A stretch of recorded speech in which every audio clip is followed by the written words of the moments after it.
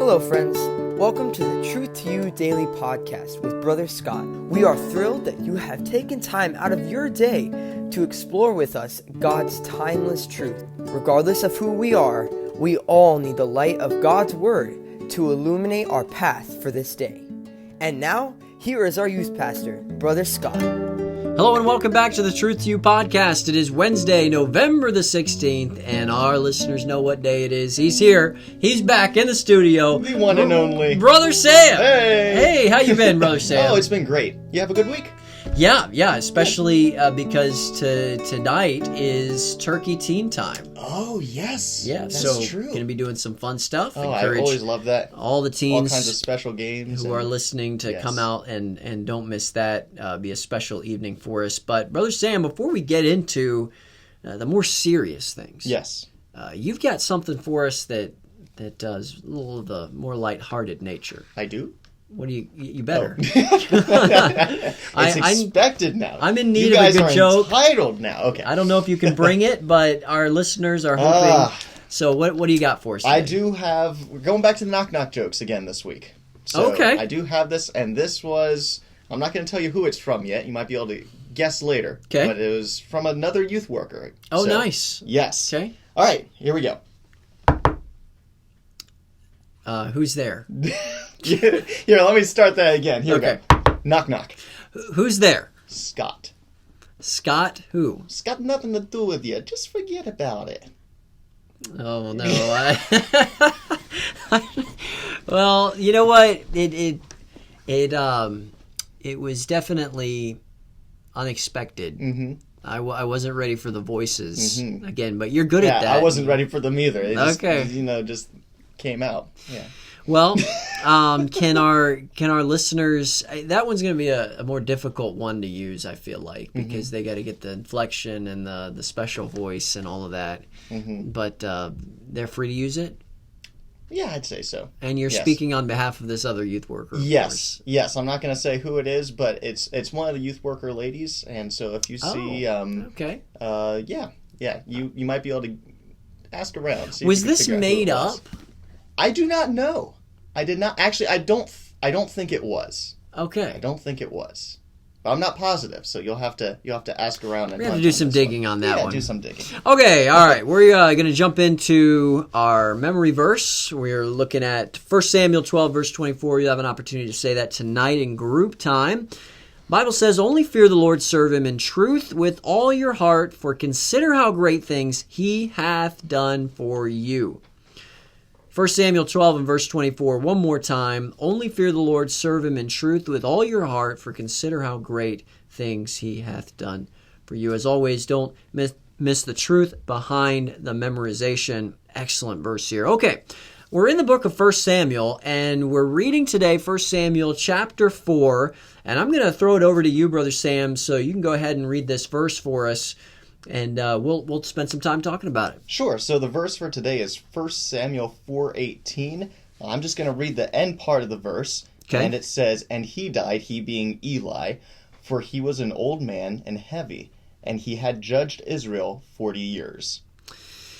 Now this is a great chapter. I say it's great because there's a lot that we can glean from it. So much in it. Yeah, yes. And there's a ton going on. But if we could kind of wrap this chapter up in a thought, which is what we're going to try to do, I'd maybe do it this way. Now, there is a cycle to life in which young men and women work hard to sow seeds into their families, okay, their occupations, their financial stability, and so on, right? And as the years roll on and energy begins to wane, less time is spent sowing and more time, hopefully, reaping the harvest of what has been sown up to that point.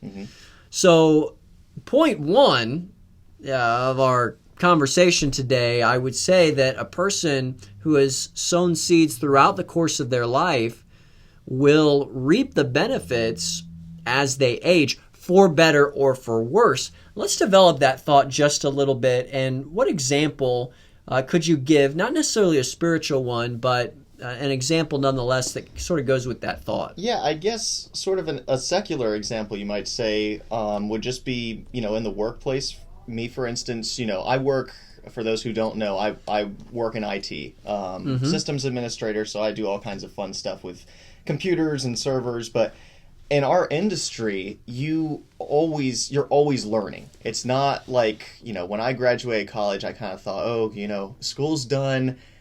I'm never really going to be learning anything anymore. Like, yes, you'll learn stuff from time to time, but I mean, you have to stay on your toes and keep learning stuff, whether it be certifications that are required for you to keep your job, or if it's just for you to be able to have an edge over other people, or just learn new technologies, or say, hey, this new product came out, we want you to learn it. You gotta learn it. You gotta take this certification class, and so that's something where if you want to be doing well and helping yourself in the workplace to be able to have promotions and grow and climb the corporate ladder, as they say, you've got to be learning and growing and working on those things to better yourself as an employee. Yeah, that's good. If somebody who doesn't make that type of commitment in your context, what's going to happen there? They stay at their level. They might be let go. Okay. It's kind of getting harder for people to get let go these days. You don't see it as often, but they're not going to get promoted. They're going to be stagnant and stay still. So the end of the line, or their reaping years, are probably going to look a little different. Yeah. And not in a good way. They're not going to reap as much as somebody who would be reaping a lot of benefits, both monetarily and in other ways. Yeah, good. Yeah, there's a lot of different ways we could go with this. Yeah, we were in our conversation before the podcast. We were sort of joking around about this, but sometimes in regards to our health, and that's a real thing. You see these crazy YouTube ads from time to time, or articles about somebody who gave their life to McDonald's for a year. Can you imagine? Man, I'll tell you, I love me some Big Mac from time to time, but I don't feel real great. I can do their hash browns once in a while. Yeah, there's a difference in the way that I feel after I've had a salad. And then after I've had a Big Mac, extra large fry, and I don't even think you can extra upsize it anymore. But at any rate, if we would have spent the time to watch that video and to read the full extent of that article, that individual's not going to be in a good place. You're going to be reaping some havoc. And we won't get into the details of that here. Not. Yeah, sure, right. But nonetheless, you see this principle just lay out everywhere: financial, educational, health-wise, and you mentioned earlier time management. These are all ways that this can happen. But now let's take this thought and let's jump into the chapter, because there's some really crazy things that are happening in this chapter. And just as we've seen that throughout the course of our lives, we reap the benefits or the disgrace of what we sow. We can see here in 1 Samuel chapter 4, there's a whole lot of losing going on. Oh, yeah. Talk to us about a little bit about that. So I'd say chapter 4, this is such a great chapter to read. I really encourage you guys, as you go through and read this, really try to understand what you're reading and just look at all that's happening. Kind of put your place in the shoes of the people that are involved in this whole chapter. Yeah, it's good. So I would say this day is starts off as what everybody thinks is going to be a great day for Israel. You can see that it says the Philistines were afraid. They said, woe unto us. There's not been such a thing heretofore. Yeah. And so they're scared. Yeah, they are. And so Israel is like, we're going to win. Yep. And then the exact opposite happens, and Israel gets slaughtered, quite literally. Yeah. And not only that, so the Ark of God was taken, and that's a huge thing for Israel. Sure. For the Ark of God to be taken away from them. Yeah. The presence of God, essentially. Yeah, absolutely. And so that's taken, and that's in an enemy camp now, the Philistines. Right. Eli's sons, Hophni and Phinehas, they died in the battle, along with 30,000 men, approximately 30,000 men. Yep. And all of this news, I mean, this is so bad. Even it says, I believe it was Eli's daughter-in-law. Right. She says at the end, yep. She gave birth to a child on this day, and you think, oh, well, that's a good thing. The mother would be happy. Oh my! And she says, call the child Ichabod, the glory is departed from Israel. Yeah. I mean, that's how depressing this day is. So Yes. really bad news. Bad day all around. Right. It's one of those things where you're reading, you're like, can it get any worse? Yeah. Can it possibly get And any it does. worse? And it does, because you find that somebody has to bear all this news, right? Yes. I mean, and it's not just, well, Israel lost 30,000 men in this battle, and it's not just that the Ark of the Covenant was taken. It's your sons are dead. I would not want to be that messenger, let me tell you. That's yeah. like, talk about, Right.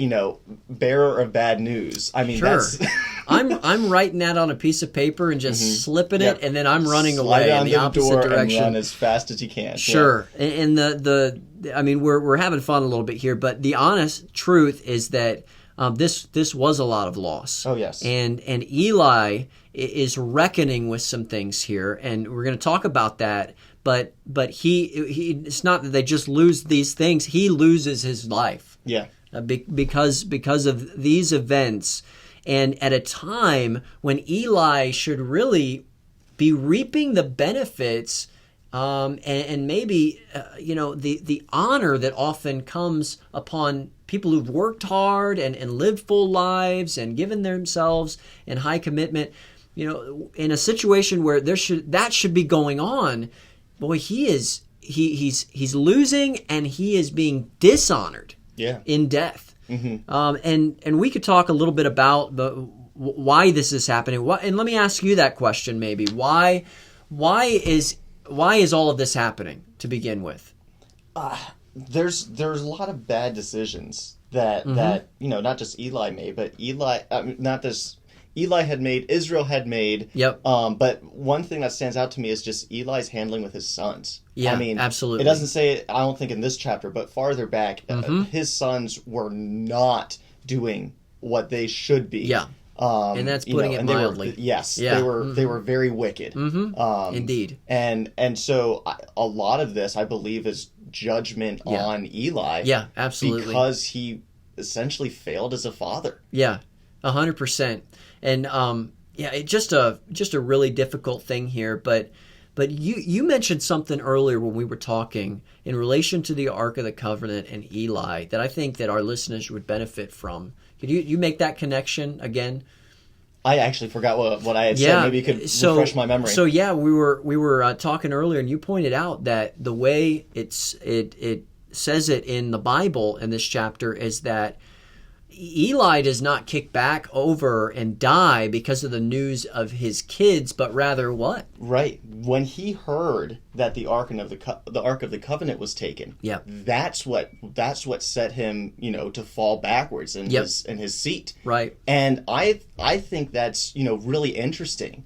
That it was when he heard that news and not when he heard that both of his sons had been slain in battle. Yeah. And this is, again, just speculation, but what I honestly think is that Eli almost expected them to, maybe not that day, but to die, whether it be in battle or some other way, because he knew that was God's judgment on them, that was on coming. him as well. Yeah. And I don't think he was surprised by hearing that. But hearing that the Ark of God was taken, that was too much for him. Right. And I think part of this, too, is, we read about it, and we can see all the events unfolding, but Eli knew the decisions his sons were making. Oh, yeah. He was not ignorant here. In fact, the Lord told him, you better fix this. You got to get it right. And he doesn't. Yeah. And we don't know why he didn't, but it is obvious that he did not take the action that he should have in relation to these boys. And ultimately, 30,000 people, Ark of the Covenant gone, Eli's sons are killed, and then the Bible says that he was old man and heavy, and all of a sudden he falls back, he breaks his neck, and Eli is no more. Yeah, and that's, I know it sounds, I'm not making light of it, but that's a horrible way to go. Sure. Like, you think of somebody that's, the priest, to have this happen. Right. And you would think, okay, well, he dies. Okay, so you could die in battle. Sure. Being honorable. And, going into battle. Fighting, and I understand he's old. I think he said it's 98. Yeah. But still, for for you to die by falling off your chair, hearing bad news that really some of that might be due to your fault. Yeah. And to hear that news and to fall off and fall off your chair and die, well, and to put it mildly, because you're overweight. Well, I mean, and that's not, we're not just trying to make something up here. The Bible goes out of its way to say that he was heavy. Yeah. And there were definitely bad choices there when it came to his health as well. So there's just a plethora of bad decisions stacked on top of each other that had led up to this moment. And so what happens? Eli gets to the reaping years. Yeah. And it's just, it looks terrible. Loss after loss after loss. And so I guess a question that maybe we should ask ourselves, Brother Sam, and our listeners should ask themselves is, what will it look like for us when it comes to our reaping years? Yeah. What will that look like if we have followed the Lord and done our best, been obedient to Him, if we have sowed seeds for the future and for eternity, been right with our money and good stewardship and all of these things. It's something that you can, it's like one way or the other. You can really be looking forward to those years where you could not be looking forward to that at all, because you haven't been making the right choices. Right. And it's going to catch up with you eventually. So definitely. Yeah, it is convicting to see that. And not even, I think it's stuff that it's not like, yes, we'll see this more and more as time goes on, later and 40 years from now. Yeah, and that seems like such a long way, I'm sure, for you guys and even for me. I'll be 64 then. That seems like so long, my goodness. But it's not even that far off. It's the little things, the little decisions that you make day by day. Yep. And I've seen it in other people. I've even seen it in me, where you can make wrong decisions and look back a year or two later and say, how did I get here? Yeah, how absolutely. did that happen? Yeah, so you're you right. just have you're to right. keep yourself close to God and keep yourself in check with Him and His Word, and make sure you stay on the right path and not start making bad decisions that could send you down the wrong path. 100%. Well, troubling time for Israel in 1 Samuel chapter 4, but there's some great days coming. Yes. Because there are some people that God is going to use who are focused on Him. Samuel will be one of those. David will be another, and I'm excited to talk through some of those chapters with you in the coming days. Chapter 4, it's a rough start right at the beginning of the book of Samuel, but keep reading. It gets better. Yeah, it's good. All right, well, we're going to mention our teenager of the day. We've gone a little long today. I do apologize for that. It's so hard. It's just fun to talk about spiritual things, and I appreciate you, Brother Sam, carving out time to be here with us, and hopefully our teens will appreciate this segment. All right, Stephen. We're praying for Stephen today. Stephen, a young man in our youth group. You are, whether you're a part of our youth group or you're listening from somewhere else, let's all go to the throne of grace and really ask the Lord to give Stephen a great day today. Okay? All right, Brother Sam, thanks for being here with us, and all of our listeners, hope that you'll come back and listen tomorrow. Take care. See ya.